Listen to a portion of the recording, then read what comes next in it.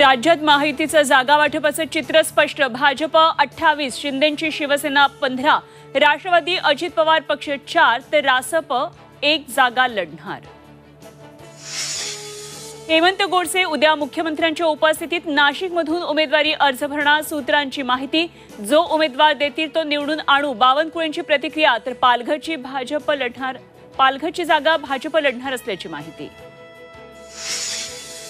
शिंदेंच्या शिवसेनेकडून ठाणे कल्याणचे उमेदवार जाहीर। ठाण्यातून नरेश म्हस्केंना तर कल्याणमध्ये श्रीकांत शिंदेंना तिकीट।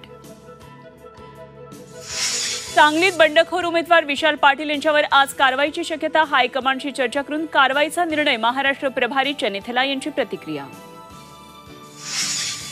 मराठवाड्यात भीषण पाणी टंचाई, 7 जिल्ह्यांमध्ये 1424 टँकरनं पाणी पुरवठा सुरू। महिना अखेरीस टँकरची संख्या दुप्पट होण्याची शक्यता।